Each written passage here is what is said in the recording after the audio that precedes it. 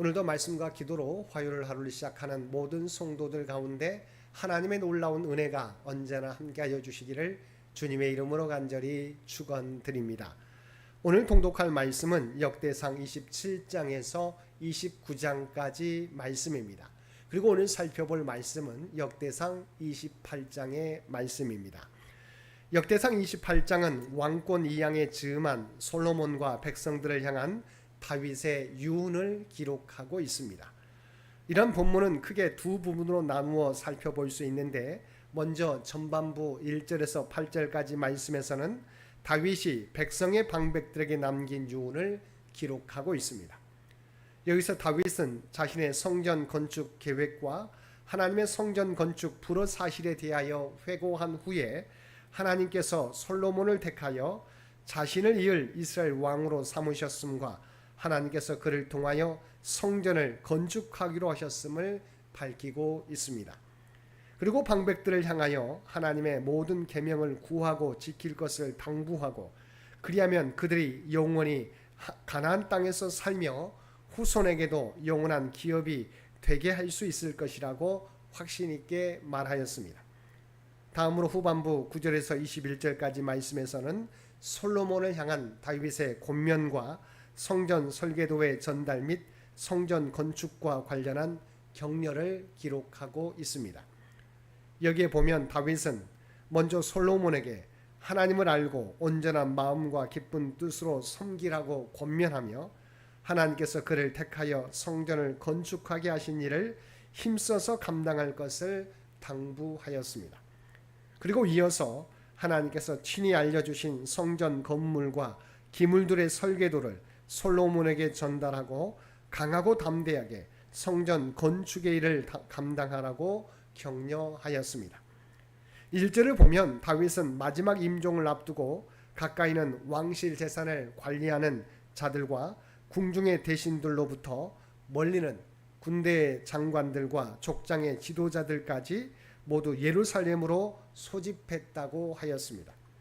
이것은 다윗이 공식적으로 소집한 마지막 총회였습니다. 다윗이 이렇게 마지막으로 거국적인 총회를 소집한 이유는 성전 건축 사업 및 솔로몬의 왕위 계승과 관련하여 그들에게 당부의 말을 하기 위함이었습니다. 특히 다윗은 성전 건축 문제를 중점적으로 당부하기를 원하였습니다. 본문에 나오는 솔로몬의 왕위 계승과 관련한 다윗의 당부도 사실은 성전 건축 문제의 연속 석상에서 바로 준 것입니다. 즉, 하나님께서 솔로몬을 다윗 자신의 계승자로 삼아 그를 통하여 성전을 건축하기로 하셨는 바, 그를 도와 성전 건축에 만전을 기하라는 것입니다. 우리는 여기서 다윗이 성전 건축에 대하여 얼마나 지대한 관심을 기울이고 있었는지 짐작할 수 있습니다. 근데 이처럼 다윗이 마지막까지 성전 건축에 많은 관심과 정성을 기울였던 이유는 그것이 곧 하나님의 영광을 위한 일임과 동시에 백성의 신앙, 나아가 그들의 안녕과 직결된 일이었기 때문입니다.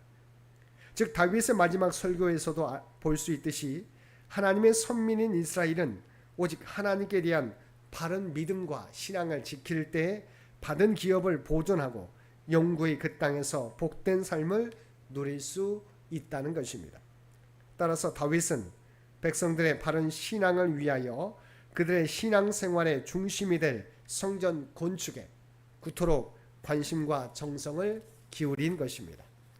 이를 감안하면 다윗이 죽음을 앞두고 이스라엘의 대표들을 모두 예루살렘으로 부른 것은 자신의 업적을 치하하거나 퇴임 후 자신에 대한 국가의 예우 문제 등을 논의하기 위해서가 아니라 이후에도 하나님의 영광과 백성의 신앙이 바르게 세워지고 보존되기를 바라는 마음 때문이었음을 알 수 있습니다.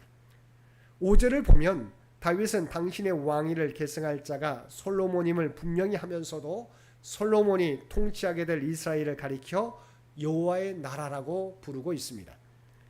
즉, 자신의 뒤를 이을 왕은 분명 솔로몬이지만 그럼에도 이스라엘은 솔로몬의 나라가 아니라 여호와 하나님의 나라라고 하는 것입니다. 근데 사실 이는 다윗이 개인적으로 창작해낸 표현이 아닙니다. 왜냐하면 이미 하나님께서는 다윗과 언약하실 때 이스라엘은 분명 하나님의 나라임을 명확히 하셨기 때문입니다. 따라서 이를 보면 다윗이 지금까지 얼마나 하나님의 말씀을 소중히 여기며 또 그에 근거해 청지기 의식을 가지고 종된 자세로 이스라엘을 다스려 왔는가를 잘 알 수 있습니다.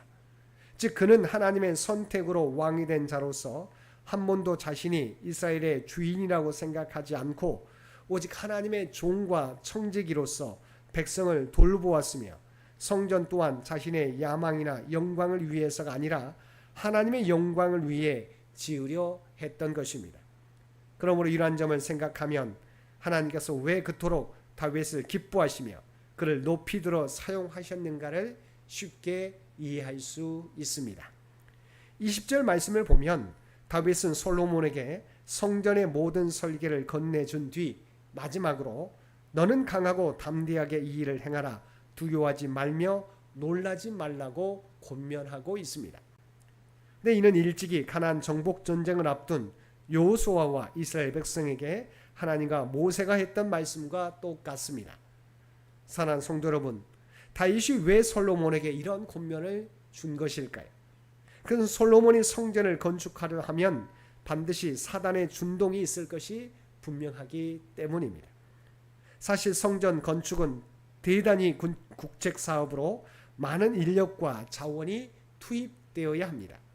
그러다 보면 자연히 국방에 소홀할 가능성이 있고 그 틈을 대적들이 노리고 침략해 올 수 있었습니다. 또 내부적으로도 불순한 세력들이 반란 등을 획책할 수 있었습니다. 그러므로 솔로몬은 성전 건축을 시작하는 일에 두려움을 가질 수 있었습니다. 이에 다윗은 본문의 말씀을 통해 그를 격려하였던 것입니다. 여러분, 사단은 우리가 하나님의 일을 수행하려고 할 때 적극적으로 막고 나섭니다.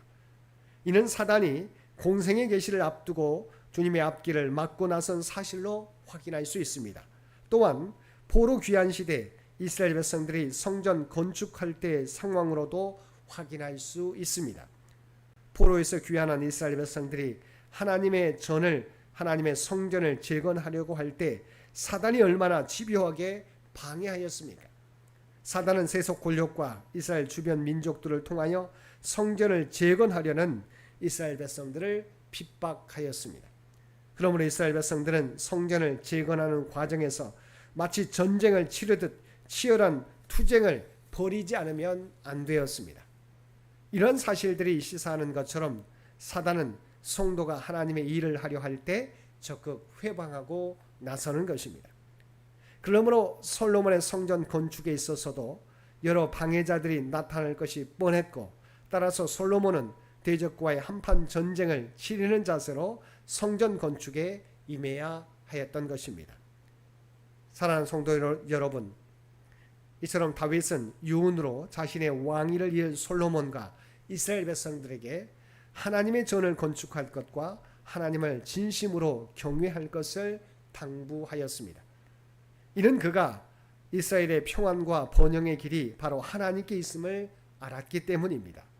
또한 하나님께서 생명의 주님이신 것과 복의 근원이신 것을 알았기 때문입니다. 그렇다면 저와 여러분이 지금 우리의 자녀들에게 그리고 우리의 주변 사람들에게 유언을 남겨야 한다면 무엇을 남기시겠습니까? 우리 역시 다윗과 마찬가지로 하나님을 경외하라는 유언을 남길 수 있어야 합니다. 또한 우리 자녀들에게 하나님 경외하는 신앙을 유산으로 남겨주어야 합니다. 오늘도 우리 인생은 신앙에 이어 달리기인 것을 기억하고 우리의 믿음을 우리의 자녀들에게 유산으로 남겨주기 위하여 믿음과 삶의 본을 보이며 살아가는 저와 여러분 모두가 되시기를 주님의 이름으로 간절히 축원드립니다. 함께 기도드리겠습니다. 사랑과 은혜가 충만하신 아버지 하나님, 우리를 하나님의 거룩한 백성 삼아주신 것 진심으로 감사드립니다. 이 땅에 우리가 하나님의 몸된 교회의 지체인 것을 기억하며 하나님의 교회를 온전히 세워가기 위해 힘쓰는 저희 모두가 되게 하여 주옵소서. 또한 우리 모두가 믿음의 유산을 우리의 자녀 세대에게 물려줄 책임이 있음을 기억하고 삶과 믿음의 본을 통해 한 명의 낙오자도 발생하지 않도록 자녀들에게 복음을 전하는 우리 모두가 되게 하여 주옵소서. 오늘도 이 나라와 이 민족을 기억하여 주시고 이 민족 앞에 놓여 있는 정치, 경제, 외교적인 문제들 그래서 기억하여 주시고 오직 하나님의 뜻 가운데 통치하시고 인도하여 주시기를 원합니다. 교회 창립 100주년을 준비하며 나아가는 창현재단을 기억하여 주시고 오직 하나님의 뜻과 영광을 드러내는 교회의 본질을 나타내며 다음 선교 100년을 준비하는 데 부족함이 없는 창현재단으로 온전히 세워지게 하여 주옵소서. 연로함과 육신의 연약함 가운데 있는 주의 백성들을 기억하여 주시기 원합니다. 오직 몸은 연약할지라도 그들의 중심은 주님을 날마다 향하게 도와주시고 그들의 믿음이 약해지지 않게 되기를 원합니다. 늘 하나님을 의지하며 간구하게 될 때 그들 모두에게 하나님의 놀라운 치유와 회복의 역사를 허락하여 주옵소서. 사랑하는 자녀 세대를 위해 기도드립니다. 이들이 바로 다음 세대 미래의 주역들인 줄 믿습니다. 이들의 믿음이 흔들리지 않게 하여 주옵소서. 더욱더 하나님을 의지하며 하나님과 동행하며 살아가는 그들 모두가 되게 하여 주옵소서. 특별히 사랑하는 자녀 세대들이 미래를 위하여 준비하며 나가게 될 때 하나님의 지혜와 능력을 그들 모두에게 부어주시어서 그때 꿈과 비전을 이루어가는데 부족함이 없게 하여 주옵소서. 우리 하나님의 영광을 드러내는 사랑하는 자녀들 모두 되게 하여 주옵소서. 오늘도 우리에게 복된 하루를 허락해 주신 것 진심으로 감사드립니다. 날마다 주님과 동행하며 살아가는 우리 모두가 되게 하여 주옵소서. 또한 우리가 구원받은 백성, 구배된 백성이라고 하는 정체성을 잃어버리지 않게 하여 주옵소서. 또한 우리가 발을 딛고 살아가는 삶의 현장 가운데 그리스도의 아름다운 향기와 선한 영향력을 나타내며 살아가는 우리 모두가 되게 하여 주옵소서. 이 모든 간구 우리를 구원하여 주신 예수님의 이름으로 간절히 기도드리옵나이다.